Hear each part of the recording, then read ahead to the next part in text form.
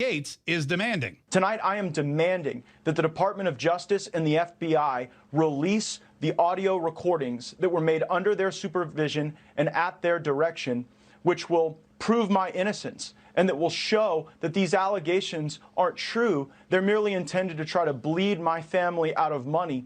And this former Department of Justice official tomorrow was supposed to be contacted by my father so that specific instructions could be given regarding the wiring of $4.5 million as a down payment on this bribe. Okay, so tomorrow, meaning today, because this interview was last night, today, the Daddy Gates was going to meet with this former DOJ guy, and they were going to talk about wiring a $4 million down payment to make this investigation of Matt Gates and this inappropriate relationship he allegedly had go away, just disappear. His dad was wired by the FBI. It was all a sting operation. Now it's not going down, and why not? His name is David McGee. He was a top official in the leadership in the Northern District. Hang on, hang on, here we go. I don't think it's a coincidence that tonight, somehow, the New York Times is leaking this information, smearing me, and ruining the investigation that would likely result in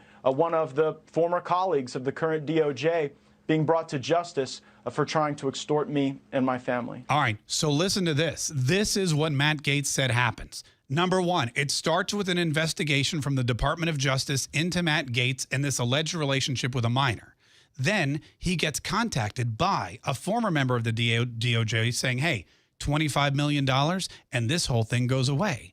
He and his dad contact the FBI. The FBI says, would you wear a wire so we can trap this guy, we can snag him? And his dad agrees to do it, meets with him about collecting money, meets with him about the bribe. Today, he was supposed to meet to get the most damaging evidence that they've had so far, information and bank information about a $4 million down payment to, again, make these allegations disappear, because apparently this former DOJ guy is that powerful. And what happens?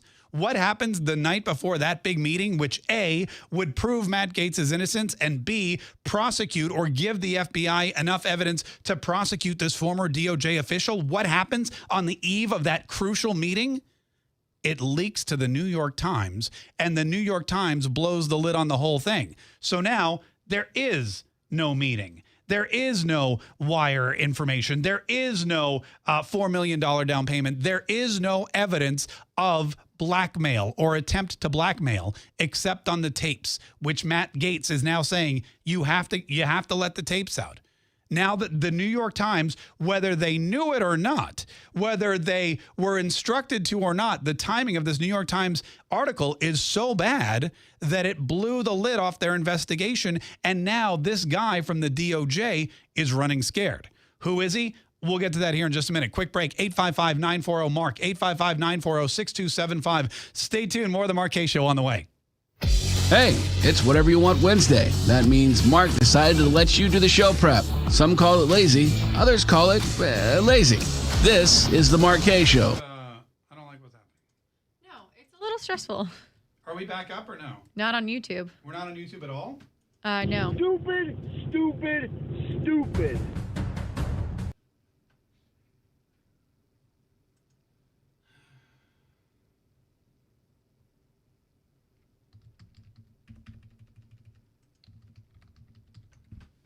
Does it say we're on YouTube? Like, it says take 2 live, and then it's like all of a 2-second video. All right, here we go, ladies and gentlemen. It's time for us to play our brand new game. This was inspired on Friday night while I was watching. And on Twitch. Oh, Twitch may not be anymore. Hold on. Well, there's an ad. We're so troubled by that. But it says we're we live went to the local on FBI. Twitch. And the FBI and the Department of Justice were so concerned It's about a this www, attempted extortion of a member of Congress that they asked my dad to wear a wire, which he did with the former Department of Justice official. Okay, so his dad, Matt Gates, Daddy Gates. All right, so it's more of a video issue, but why aren't we on YouTube? But it says we're live on YouTube, but we're not. It's all of like a 2 or 3 second video.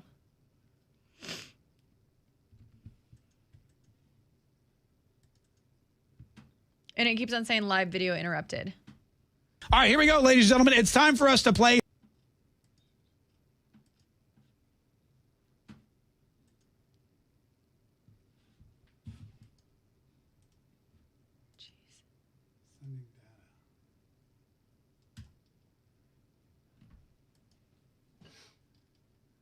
So we think it's just internet then, right?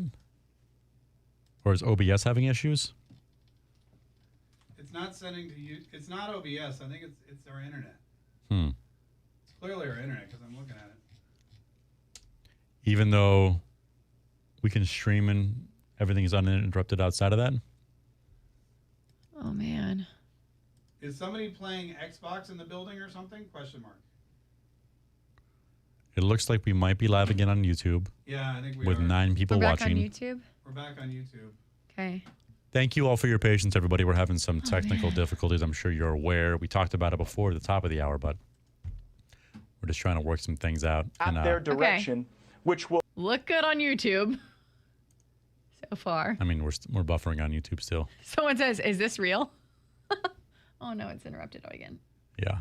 And Mark is still standing on YouTube. Bit rate 3198 kilobytes per second. Keyframe interval 2. Resolution 1280 by 720. 10 You changed the recording. I had to because when I went in to change the settings, it's recording out. You're going to lose like 2 minutes. But that's what I'm saying is when you change the quality of recording MP4 or whatever. That shouldn't matter. It shouldn't? That's just the Okay. recording of the hard I'm just thinking drive. that's one thing you changed. No, that's recording the hard drive. I had to reset my camera settings, but I don't think that affected it. And here's the thing: when I look at the OBS, the camera's fine. We're not laggy or anything. Oh. It's OBS Sending to restream. internet, and it's a red. I don't know what's going on. I don't know why. And I can't change the settings anymore without taking the stream down, so I'm just not gonna. You're still on the air on YouTube though. What if you... Yeah, well, I just got us back, but it's really laggy. Yeah. I have an idea. You know that one day when we were having a similar problem and you just streamed from your phone? I know you don't want to. Well, I can't do that today because I can't hear the phone calls at all. Okay. I mean, that would be pointless. Oh, because whatever you want Wednesday. Yeah. Yeah. Is it coming into restream laggy? It's a good question. Probably. Yeah.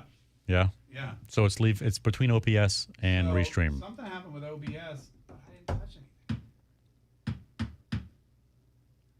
Unless it's on my actual I don't. camera. Let me futz with the camera. How much time? 40 seconds. 2 seconds? 40. 40 seconds? 37, 36, 35, 34. Probably not going to be enough time.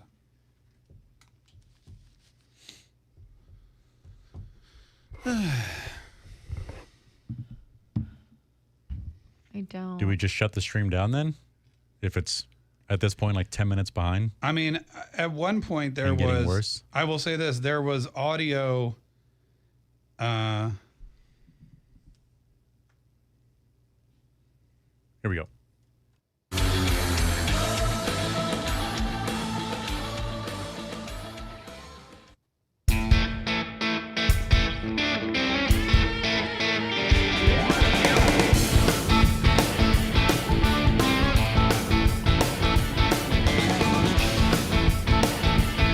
This is the Mark Kaye Show. My name's Mark Kaye, 855-940-MARK, 855-940-6275. Thanks so much for joining us on this Whatever You Want Wednesday. And we're going to get back to the phone calls here in just a minute. I so promise. I really do. But I want to wrap up this Matt Gaetz story, which is totally crazy, about this alleged investigation into his private life that is apparently, according to Matt Gaetz and his family, a blackmail scheme perpetrated by a guy who used to work at the Department of Justice. And this guy at the Department of Justice is saying, pay me $25 million and I'll make all your troubles go away. So we don't know if this investigation is real, if it was created just so this guy could blackmail Matt Gaetz or what. But Matt Gaetz says the FBI now has tapes that can prove his innocence. They would have had more damaging evidence today, but last night, conveniently, the New York Times published this article. Is he suggesting that the New York Times is in on this, or that the person perpetrating the scheme got wind of it and had the New York Times leak the info so that this meeting between Matt Gaetz's father and this guy from the DOJ could never happen? I don't know. We're going to continue to find out. But here's who he says is doing it. His name is David McGee. He was a top official in the leadership in the Northern District of Florida as a prosecutor. He currently works at the Beggs and Lane law firm.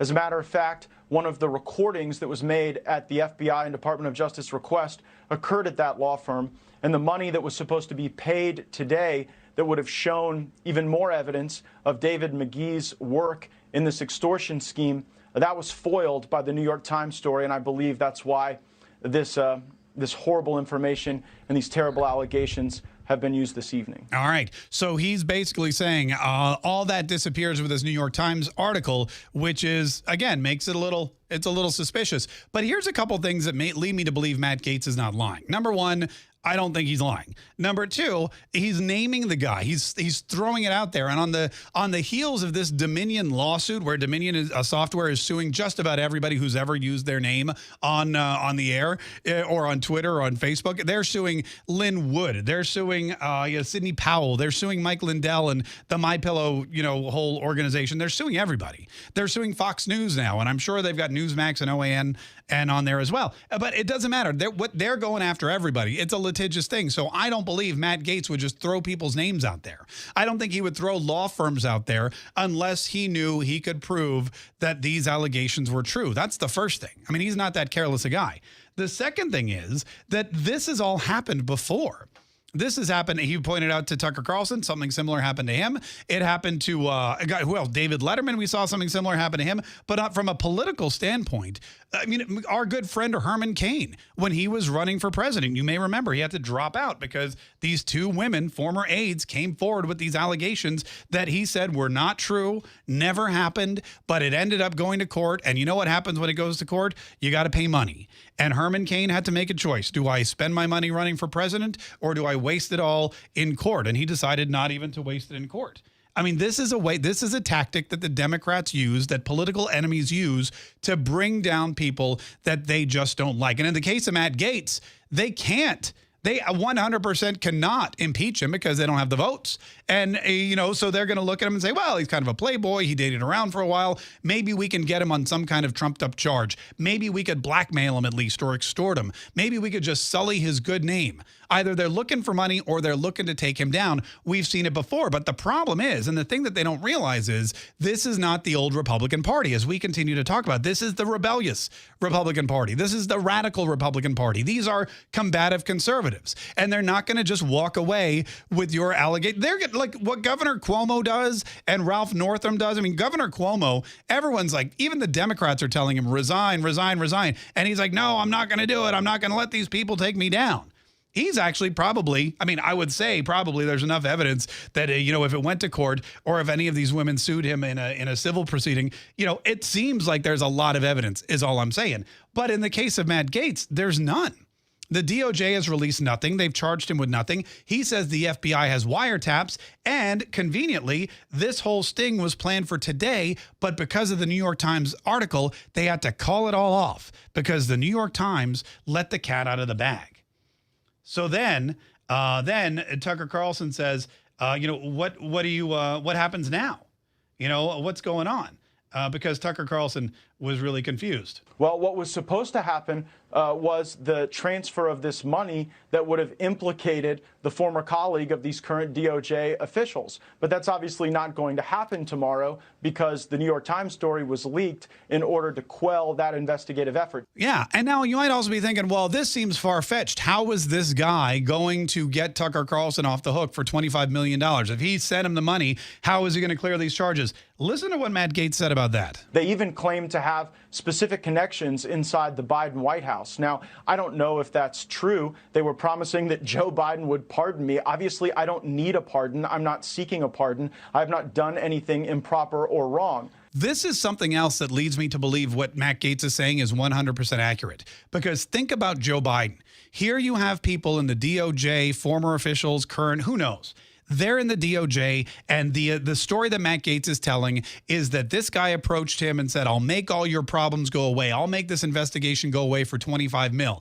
Matt Gaetz says, how are you going to do it? He says, we may just get Biden to pardon you. Now, think about what we know about Joe Biden. I mean, think about the executive orders he's signed. Remember when he tried to sign the executive order, he didn't even know what it was? Remember when he called Kamala Harris President Harris? Remember when he fell down the stairs 3 times? Remember Jim Eagle? Remember all of these things? Do you think that if some DOJ official slid somebody a pardon and said, oh, by the way, next time you have a pen and you're in front of the president, just have him sign this. Do you think that somebody could get away with signing a pardon or any document without Joe Biden, the guy signing it, knowing what it is? Think about it. That to me seems 100% plausible. And that's why I believe this story holds water. But as Tucker Carlson says, it's fascinating and there's probably more to it. And we will continue to follow along as well. 855-940-MARK is our number. 855-940-6275. Quick break. More on the way. Stay tuned.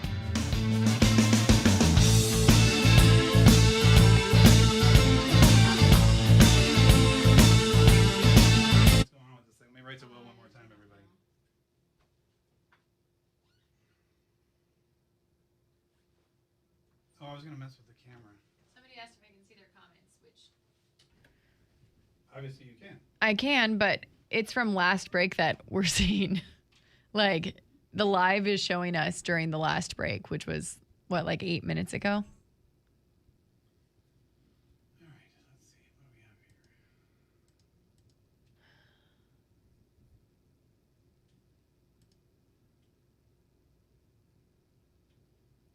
here? Yeah.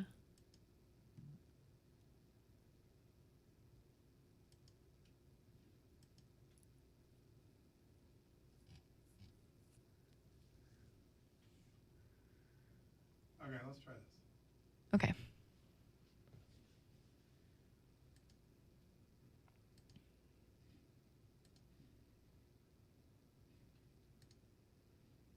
Oh my gosh. Seriously?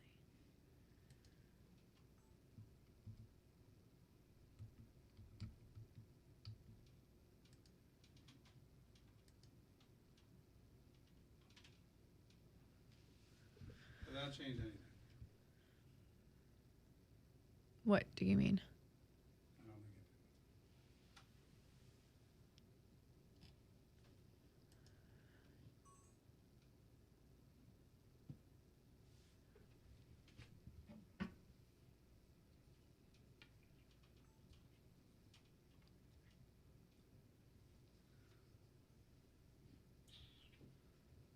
Someone said maybe you could lower the resolution.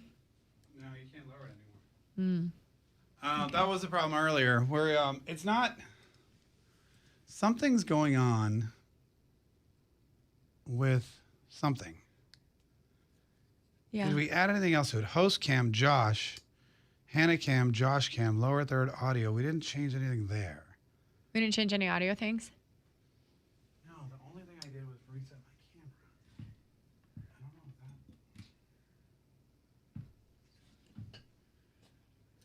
that. What?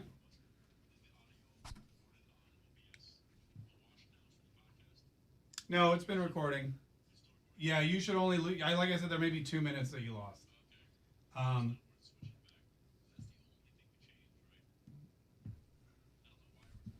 Yeah, but that wouldn't record it at all. That's not it at all.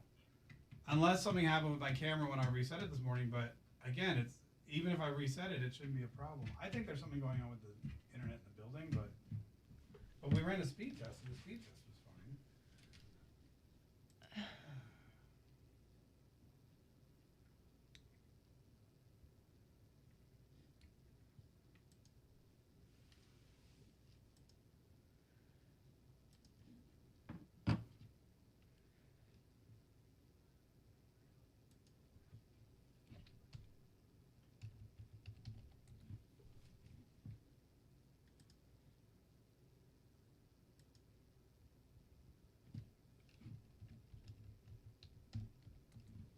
I don't.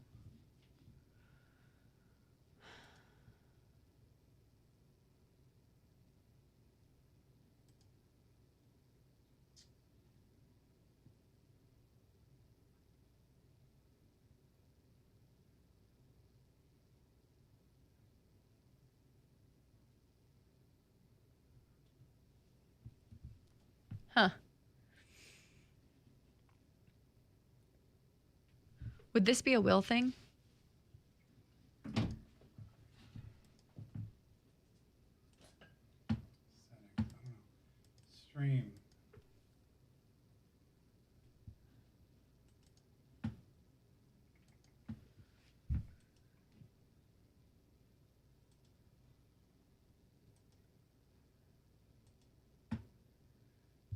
We're still streaming, right? Technically. Yeah.